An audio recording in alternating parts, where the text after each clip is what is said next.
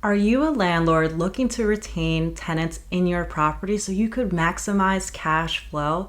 Well, in this video, I interview Matt, the lumberjack landlord, our special returning guest, and he's going to give an overview of how to retain tenants and really make sure the property that you provide is an A-class property.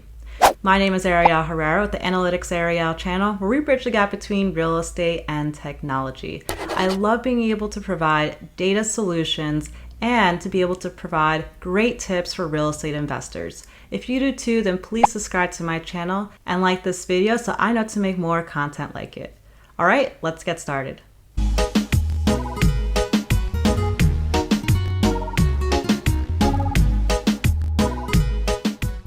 Hey Matt, welcome to the AnalyticsAriel channel. Happy to have you here.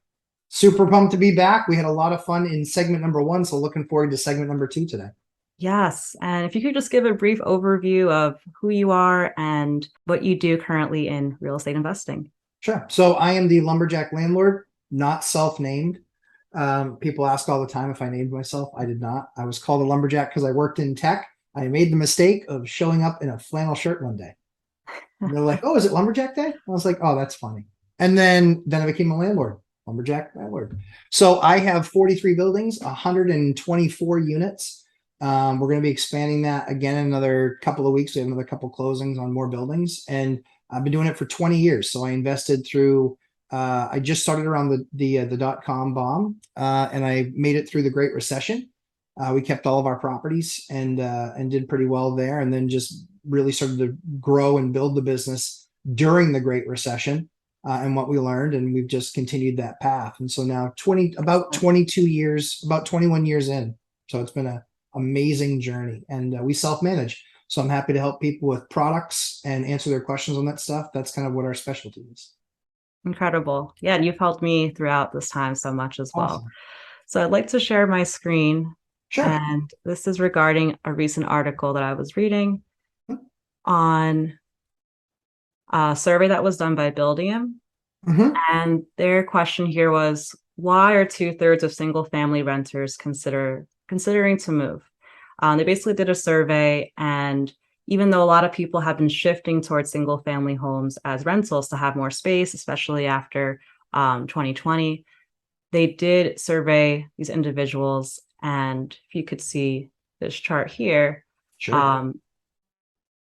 a good percentage of those who are thinking about moving towards the end of 2022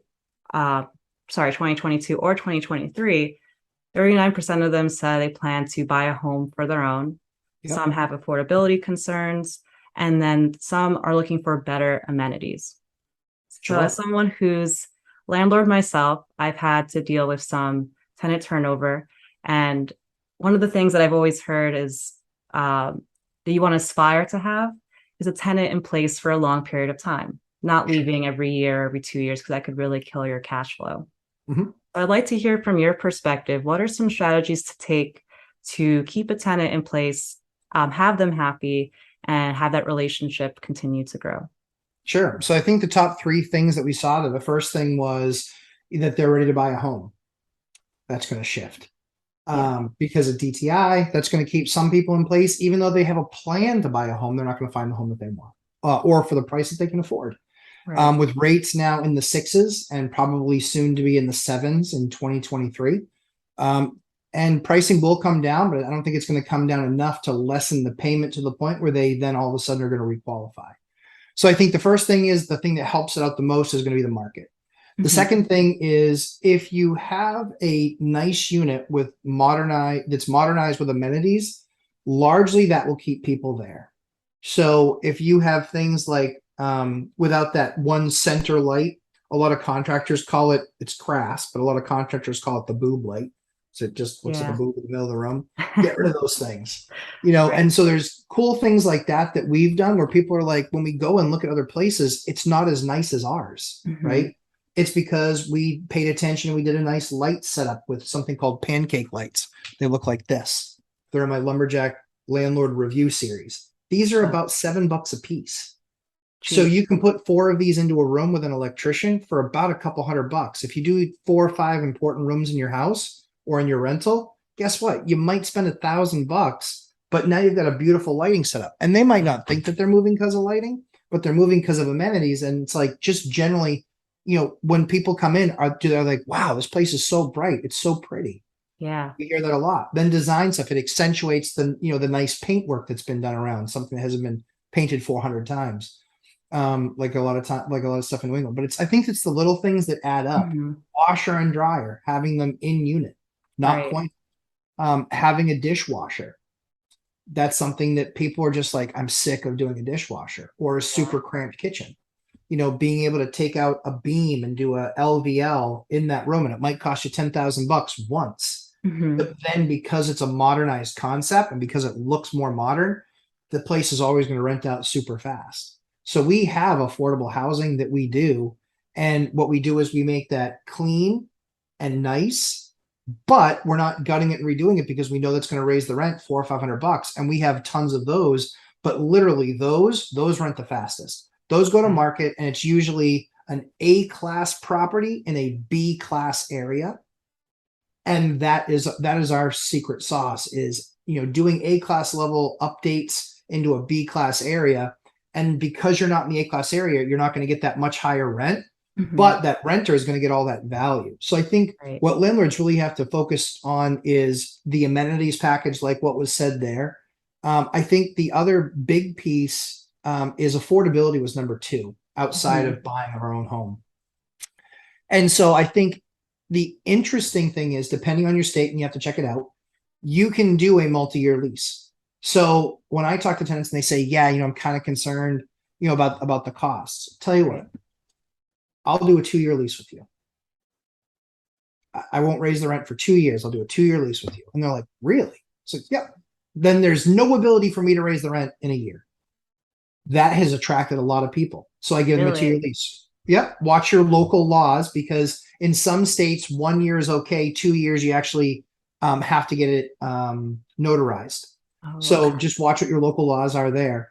But that 2-year lease thing, every single person that my broker mentioned it to, they were just like, really, a 2-year? That'd be awesome.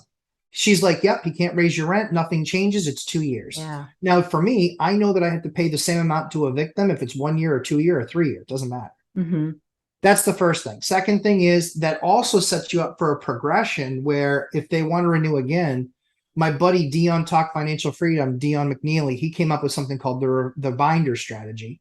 I do the binder strategy. We both kind of do it different. But what we do is we don't actually tell the tenant what the new rent is. We ask them what they think it should be. Yeah. I'm sure people are like, what? You ask them? Yeah, we do. We do. And we come with proof, though, which is, hey, here's 3 or 4 bedrooms. Here's 3 or 4 units in your proximity. Here's what they were on the market for in the last month or currently. These are what the numbers are. Let me know what you think is fair. And if I can do it, I will. If I can't, I won't. The challenge is that works, and that works for a number of years. That will get you rent increases, etc., but you'll always be below market. So Dion recently had some turnover where he was able to increase the rent $500 a month after that tenant left. Wow. So how many years were you behind, Yeah. but you kept the tenant, right? And at $500, most turns, meaning going from old tenant to new tenant, are less than $5,000. They might be a couple, 2, 3. And that means that in 6 months, it paid for itself. So for us, we just recognize we want a book of business that's as predictable as possible. Yeah. We'll sign those 2-year leases. And the worst thing, that the tenant then feels empowered to pick the number and recognize that they're basically negotiating with themselves. Because if it's too low, I just say, I can't do it for that. I wish you guys all the best. Right.